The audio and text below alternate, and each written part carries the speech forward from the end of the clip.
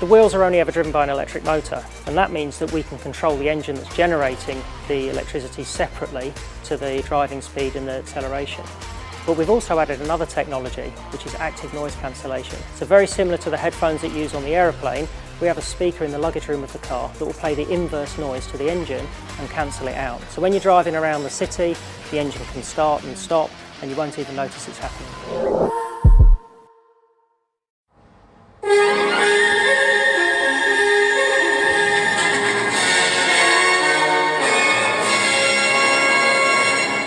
Fish is missing at Beachport and early morning cross-border pursuit. Good morning, Josh Brydon in the southeast with ABC News. Emergency services are searching for 3 men in waters off Beachport. SA police say they received reports the men had not returned to shore at about 2:30 yesterday afternoon. They say water operations, the SES, local boaties and the police helicopter are assisting in the search. Police are urging people to not collect any debris from the boat if they find it. A man has been arrested following a cross-border pursuit in the early hours of Saturday morning. Police allege that just after 1:30, patrols spotted a vehicle on the Glenelg River Road at OB Flat, with checks revealing the car had been stolen. Police say the vehicle was briefly pursued before it travelled over the border, but tracking software later showed it headed back into South Australia. The car was successfully spiked at Y, and the driver was arrested just after 5 a.m. A 30-year-old Victorian man will face numerous charges, including acts to endanger life, driving dangerously to evade police, and other traffic offences. A report to the Limestone Coast Regional Assessment Panel recommends the heritage-listed walls on Sturt Street in Mount Gambier be demolished. Sam Bradbrook has more. Mossop Constructions first released plans in 2024 to build an 82-room hotel and commercial precinct on the site of the former flour mill on Sturt Street, while retaining the heritage-listed walls. But now the company says the walls are unsafe and need to be demolished. The assessment panel will meet on Thursday to decide the wall's fate. A report to be presented at the meeting says the application to demolish the walls isn't seriously at variance with planning laws and should proceed under strict conditions. There were 98 public responses to the proposal, the majority of which were against demolition. Country Fire Service crews have managed to contain a vehicle fire along the Dukes Highway at Canalpin yesterday morning. 4 trucks and about 20 firefighters responded to the incident just before 7, where they found the rear trailer of a road train on fire. The truck driver managed to separate the truck cab, preventing the fire's spread. Volunteer firefighters contained the blaze, but the impacted trailer has been destroyed. The trailer contained a large number of packages for delivery, the value of which is not yet known. Federal One Nation leader Pauline Hanson says she's confident voters are moving away from both major parties ahead of the SA election. Ms Hanson and State Leader Cory Bernardi met with local candidates and supporters in Mount Gambier yesterday following the start of early voting on Saturday. Ms Hanson says she's not sure how many seats One Nation can win, but she's hearing from many people who are voting for the party for the first time. Staunch Liberal, but not in that, even staunch Labor Party have said no, we're voting One Nation now. They want change. And people I spoke to, a couple of people, they said, we just hold you, so much hope for you to make a change for us. The SA Labor Party says domestic violence and sexual offenders will be obligated to stay away from online dating platforms if it's re-elected this week. The party says it would introduce laws that would see offenders banned from the platforms for 10 years, with serious offenders facing a lifetime ban. Attorney General Kyan Ma says those caught breaching the ban could be jailed for up to 5 years. Like any other law, this will be a criminal offence if you have a conviction, and in that 10-year period or longer, if that's what's been applied for and granted by a court, you go back on, you're committing the offence. Opposition leader Ashton Hearn says she supports Labor's plan, but says the government will need to make sure it works in practice. My first instinct is yes, this is something we would get behind because it's so important that we keep people safe, particularly in relation to domestic violence and the like, but I'll wait to see the legislation. And swimmers have returned to Millicent's swimming lake over the weekend after the council rectified issues with the pH level. The lake was abruptly closed ahead of the long weekend earlier this month when unsafe pH levels were detected during routine testing. However, late last week, the Wattle Range Council announced levels had returned to normal and the lake was safe for swimming. Limestone Coast Police say a member of the public helped officers find the body of one of 3 fishermen who went missing off the coast of Beachport on Sunday. Police were called after reports the 3 men from New South Wales hadn't returned to shore. All 3 men were found later deceased. Police Superintendent Trent Cox says the area was searched by police aerial assets, SES and local patrols. He says the men's boat was found by a member of the public and a report will be prepared for the coroner. We did have the assistance of a member of the public in a light aircraft who spotted the boat upturned between Beachport and Southend. Sadly, he also spotted one of the missing fishers washed up on the beach. A Beachport local says the 3 men were regular visitors to the region and died doing what they love. Dot Hill had been friends with one of the 3 men for 7 years and met the other 2 a month ago when they came to the area for regular fishing trips. She says their deaths will be felt both in Beachport and their hometowns in the New South Wales Riverina. It's just a shock for all of the families. I feel for them and I'm so sorry you've lost some beautiful guys there. Limestone Coast fishers are calling for a marine rescue service in the region's south following the deaths at Beachport. While the service is located in the upper southeast in Kingston, there's currently no marine rescue base in the lower southeast. Limestone Coast Police Superintendent Trent Cox says local police are actively lobbying government for a volunteer rescue service. Port MacDonnell Offshore Angling Club President Leah McKinnon says the current arrangement puts a burden on local fishers to help search. We shouldn't be relying on everyone else's equipment and services to help people out, but people are more than happy to do that. But yeah, probably something else down this region would be probably used and appreciated. The SA Greens are calling on the state government to release all the health advice it received about the algal bloom ahead of the state election this Saturday. An ABC Four Corners investigation revealed scientists were asked to change the way they describe the bloom's impact on human health. It found the state's chief public health officer requested severe human health effects be replaced with acute and self-limiting human health effects, which means short-lived symptoms that don't require treatment. The Premier yesterday defended his government's response to the algal bloom and is downplaying of the term toxic. Greens MLC Robert Sims says several questions remain about the government's handling of the crisis. What was the nature of the health advice that they were provided with? This is the evidence that the community should have access to. Substance Misuse Limestone Coast says programs aimed at curbing youth vaping rates are showing positive signs. The organisation has partnered with the education provider Our Futures to deliver anti-vaping programs free to local schools. Clinical research has shown the Our Futures modules reduce the likelihood of students vaping by 65%. Project manager Sophie Boucher says providing evidence-backed programs has been important.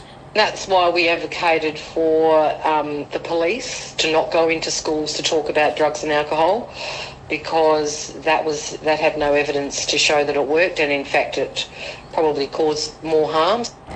Voters in the southeast are heading to the polls early in record numbers, with Mount Gambier leading the state in early voting. More than 6,000 voters have already cast their ballots in Mount Gambier, more than 1/5 of the electorate's total enrolment. Thousands of people have also voted early in McKillop, with voting centres at Millicent and Narracourt. State Electoral Commissioner Mick Sherry says legislative changes are contributing to the records. The eligibility criteria to vote early has been removed through legislation. So what that means is you no longer need a reason to vote early. So you can vote really any day of the 7-day early voting period up to on polling day. A Mount Gambier man has been banned from driving for 3 years after being caught driving 3 times over the legal alcohol limit. Samuel O'Brien has more. Craig Anthony Hancock appeared in the Mount Gambier Magistrates Court yesterday, pleading guilty to 2 driving offences. Police stopped him in Mount Gambier just before midnight on the 12th of September 2025, where they found his licence was expired. The prosecutor said Hancock reported a blood alcohol reading of 0.154. The court heard Hancock had committed similar offences in 2023. The defence told the court Hancock's friend was supposed to drive him home from a bar but was unable to.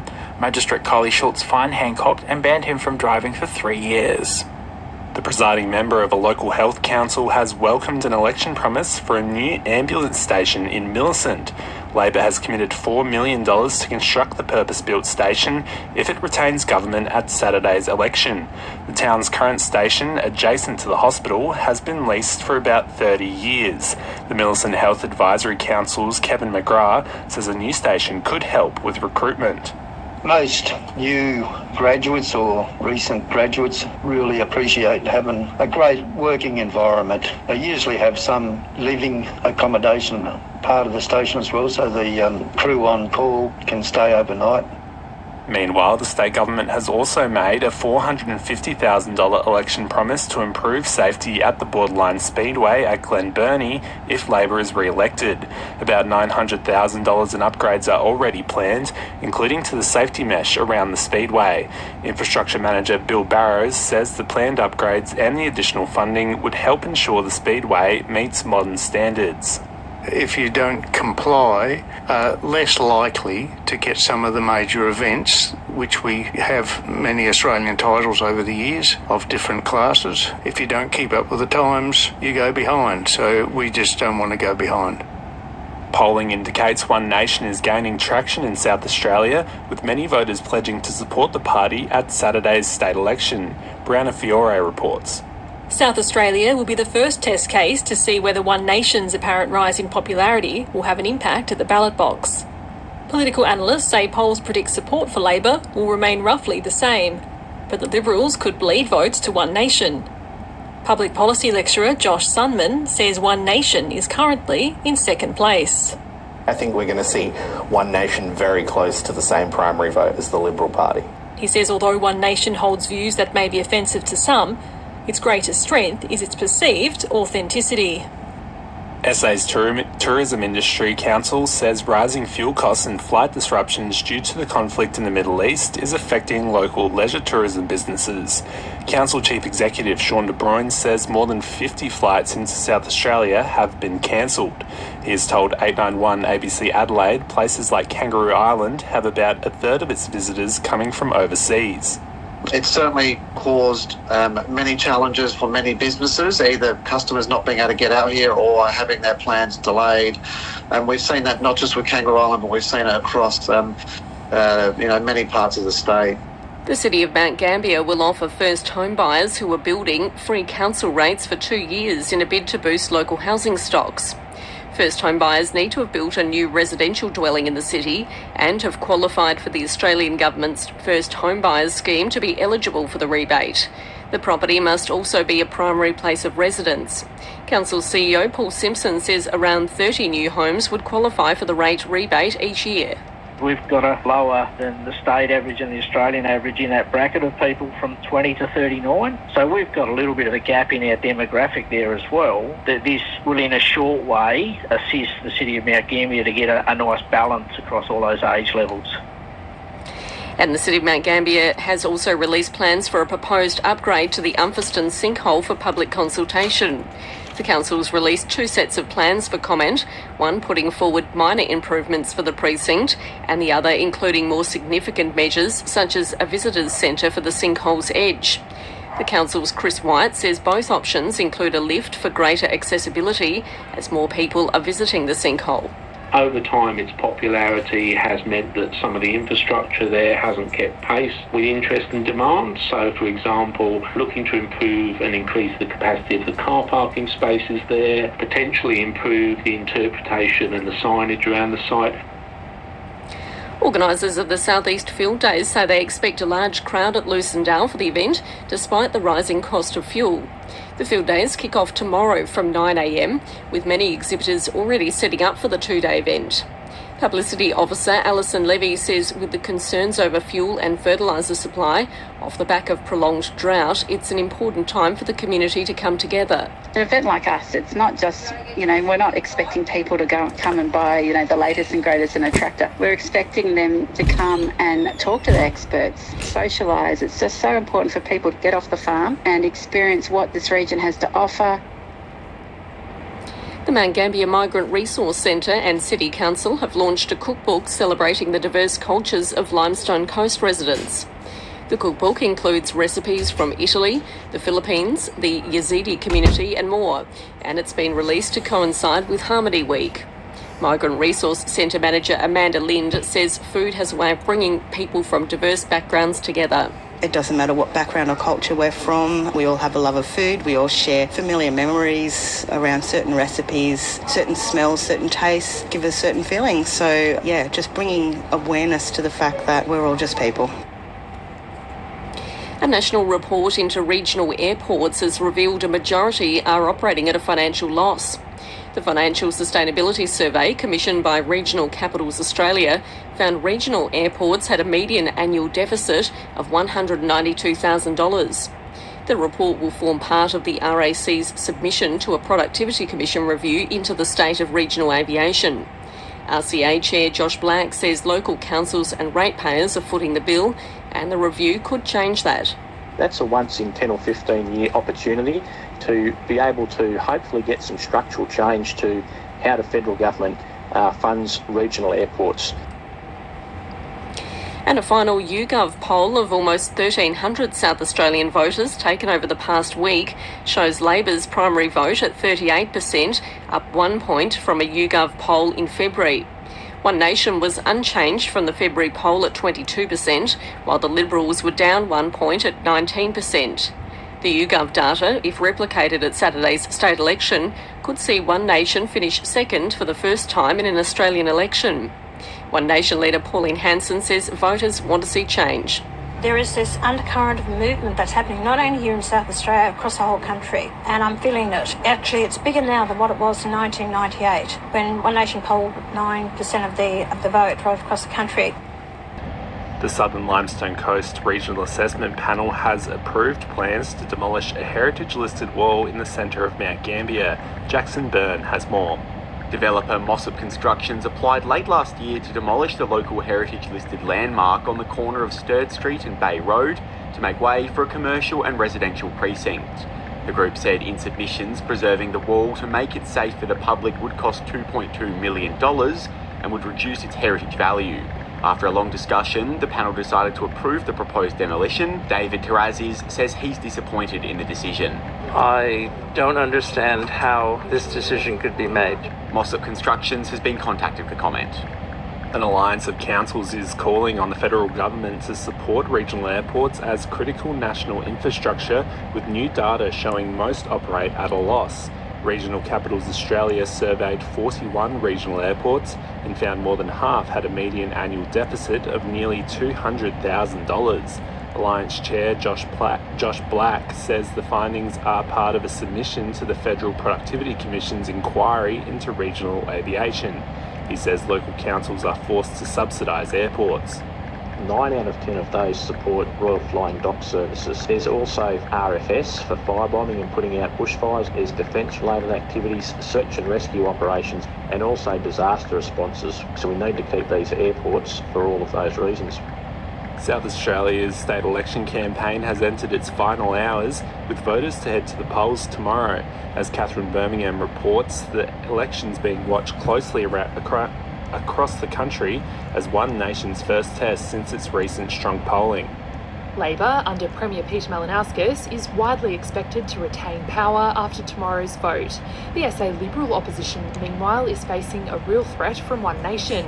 The right-wing party is fielding dozens of lower house candidates, led by upper house hopeful Corey Bernardi. The party leaders and candidates will spend today meeting with as many voters as possible to try to secure any extra support. A record number of South Australians have already had their say since early voting opened last weekend. Early voting on the Limestone coast has already surpassed numbers seen in 2022, with a full day of pre-polling still to go. In Mount Gambier, about 10,600 people have already voted, up from about 8,500 last election. Across McKillop, more than 6,200 ballots have been cast, a big jump from just under 3,600 in 2022. On election day on Saturday, electors can vote at more than 30 booths in McKillop and 14 in Mount Gambier, with polling places open from 8 a.m. to 6 p.m. More inner-city living, a better balance between vehicles and pedestrians, and increased vibrancy are among the early ideas to improve Mount Gambier's CBD. The City Council has started to develop a CBD master plan and is calling for input online and at in-person workshops and discussions. Strategic Development and Engagement Coordinator Ben Kilsby says the plan is aimed at shaping how the city develops into the future. What are the short, medium and long-term goals that we can contribute to as council that aligns to the priorities and objectives for our community for a really vibrant, exciting, attractive, magnetic CBD and also a rewarding place to clearly do business. The Police Commissioner will visit Kingston on Sunday to help unveil the memorial to the second SA police officer murdered in the line of duty.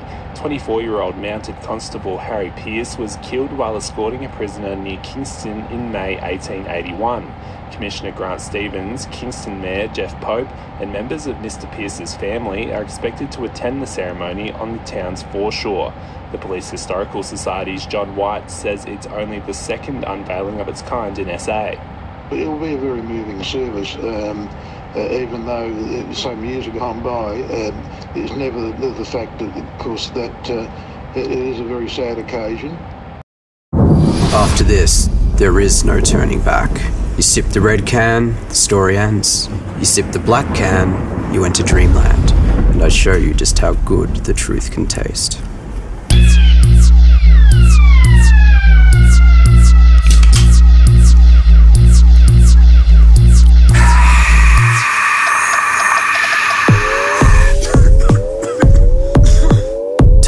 Max Taste Challenge.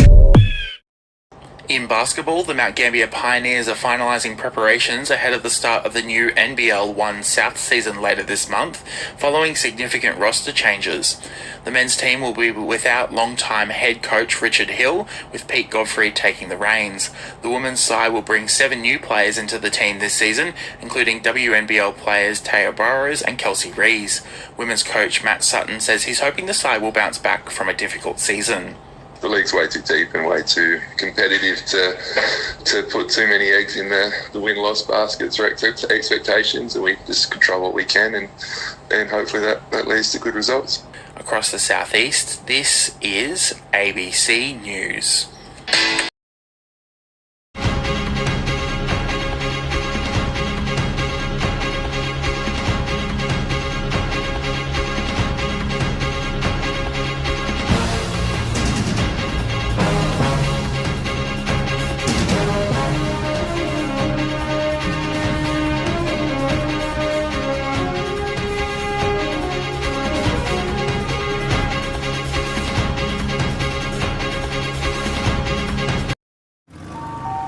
Yeah, give me that happy wash. Scratch-free guarantee. Make me feel like a limousine. Happy wash, happy car at OTR.